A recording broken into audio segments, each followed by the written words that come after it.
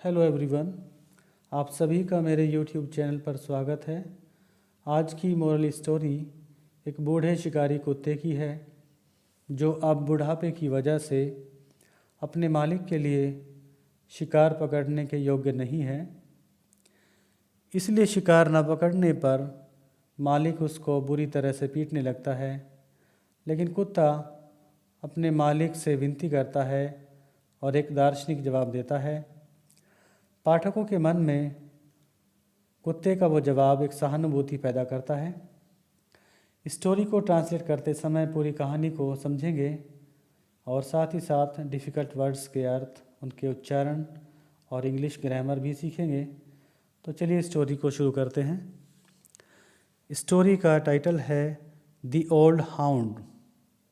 Hound शिकारी कुत्ता, ऐसा कुत्ता जो शिकार के लिए इस्तेमाल किया जाता है उसको हाउंड कहा जाता है। बूढ़ा शिकारी कुत्ता। A hound served his master well when he was young and strong. एक कुत्ते ने सर्व सेवा की, सर्व की सेकंड फॉर्म है सेवा की, हिज मास्टर अपने मालिक की, वेल अच्छी तरह। एक कुत्ते ने अपने मालिक की अच्छी तरह सेवा की, when he was young and strong, जब वह जवान और ताकतवर था। एज टाइम पास्ड बाई, जैसे जैसे समय बीतता गया, द हाउंड ग्रू ओल्ड, कुत्ता बूढ़ा होता गया, एंड लॉस्ट स्ट्रेंथ, और ताकत खोता गया। वन डे, एक दिन, while hunting for a beast with his master, he caught a boar। While hunting शिकार करते समय, फॉर अ बीस्ट, बीस्ट जानवर, जानवर का शिकार करते समय, विद हिज मास्टर अपने मालिक के साथ। विद यहाँ पर एक प्रीपोजिशन है। अपने मालिक के साथ जानवर का शिकार करते समय, ही कोट अ बोर, उसने एक जंगली सुअर को पकड़ लिया, या उसने एक जंगली सुअर पकड़ा। बोर जंगली सुअर। कोट कैच की सेकंड फॉर्म होती है, और जब सब्जेक्ट के बाद वर्ब की सेकंड फॉर्म प्रयोग होती है तो ऐसे सेंटेंसेस पास्ट इंडेफिनिट टेंस के होते हैं। But the hound had lost its teeth and he found it difficult to hold on to the bore. The hound had lost, but the hound had lost, लेकिन कुत्ता खो चुका था। Had lost खो चुका था। ये पास्ट परफेक्ट टेंस है। हैड के साथ जब वर्ब की थर्ड फॉर्म प्रयोग होती है तो ऐसा सेंटेंस पास्ट परफेक्ट का होता है। इट्स टीथ अपने दांत, लेकिन कुत्ता अपने दांत खो चुका था। एंड और ही फाउंड इट डिफ़िकल्ट, और उसको मुश्किल हो गया था। फाउंड इट डिफ़िकल्ट मुश्किल हो गया था।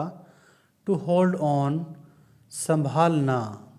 होल्ड ऑन एक फ्रेजल वर्ब है, संभालना।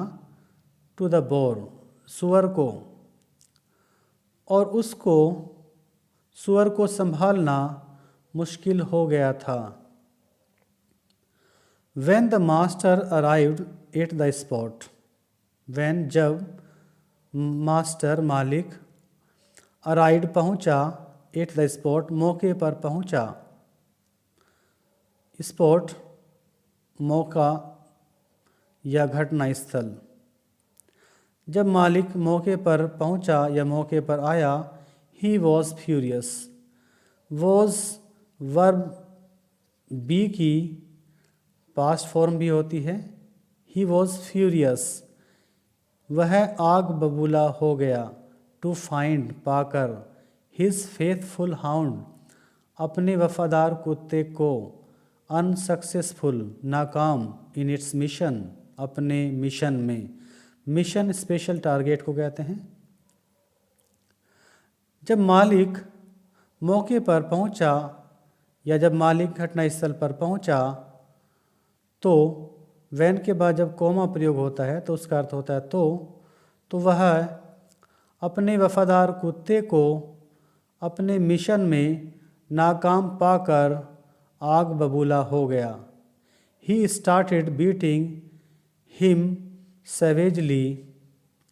ही स्टार्टेड बीटिंग उसने शुरू कर दिया, स्टार्टेड शुरू कर दिया, बीटिंग पीटना, बीटिंग यहाँ पर एक जेरेंड है, पीटना।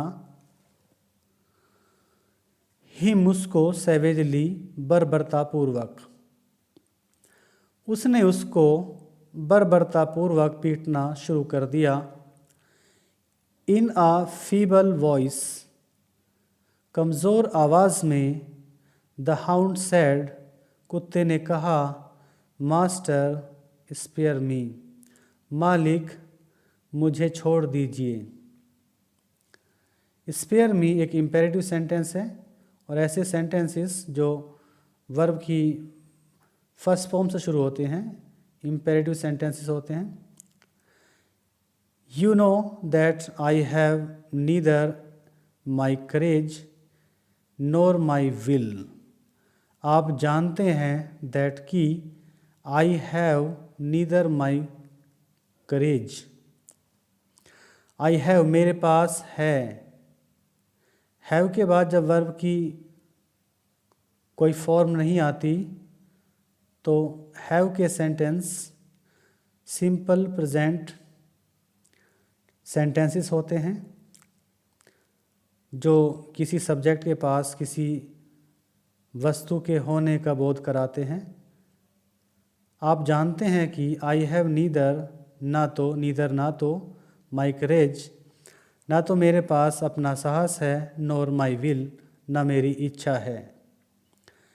It's really sad, it is का एब्रीविएशन है, इट्स रियली सैड, ये वास्तव में दुख की बात है, दैट कि I am not physically strong any longer, any longer अब और नहीं, आई एम नॉट फिजिकली शारीरिक रूप से, मैं अब और शारीरिक रूप से ताकतवर नहीं हूँ, मैं अब शारीरिक रूप से ताकतवर नहीं हूँ, but it's a fact, it is का एब्रीविएशन है, लेकिन इट्स अ फैक्ट, लेकिन यह एक सच्चाई है, that I have lost my strength and teeth under your